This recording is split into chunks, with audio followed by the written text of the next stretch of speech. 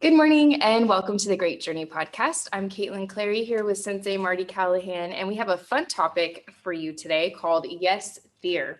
Now, as a wife of 15 years, I can tell you that those are two of the greatest words I ever hear from my husband, because sometimes we just need to be heard, like we were just talking about, right? Yes. Yeah.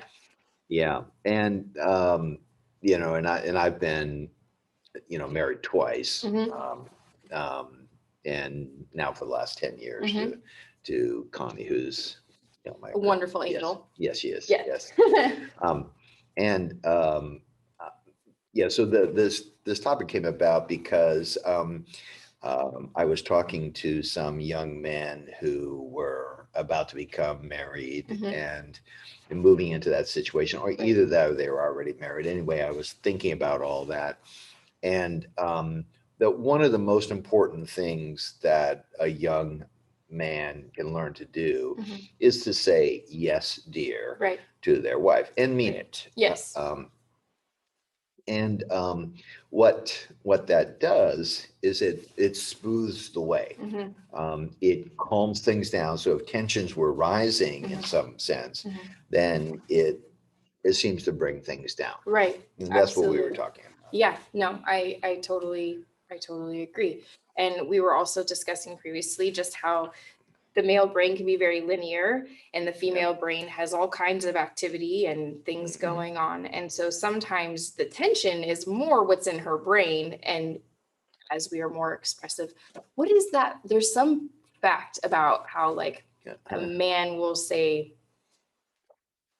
500 words a day or something like that. And then a woman's like 4,000. There's some crazy difference. Crazy number, yeah. So in general, introvert or not, females need to get it out, which is something that my husband and I still talk about all the time. Like he's like, okay, like let's do this. And I'm like, okay, but I still need to say it 15 times to make myself feel better. And so it's all learning how to respect and care for each other, right? Which is ties into the martial arts and what we teach here in courtessy and all of that. It has to be, it's courtesy and good manners, and it's maintaining the relationships that you have. Yes. I had heard something about African cultures and the people that lived out in the wild. Yes. And in their little tribes, in their groups, what they would know was that all the women would get together at night after all the work was done and the meals, everybody had eaten, and now they're resting. They would get together in their teepee or their tent, and they would chat with each other all night long. And what were the men doing? The men would go over by the campfire and they'd be staring into the campfire. Oh my gosh, this reminds me of this. Oh yeah, so it was myself, my husband, and his good buddy. We were driving to go sledding or something like that, but they're just sitting there quiet in the front seat, and I'm thinking, I can't handle silence, so I'm just trying to come up with all the things to talk about and chat. And of course they're great with it, but it wasn't until after the fact when I was talking to the friend's wife, and she's like, I don't know what it is, but they're content being quiet, like her husband Dave.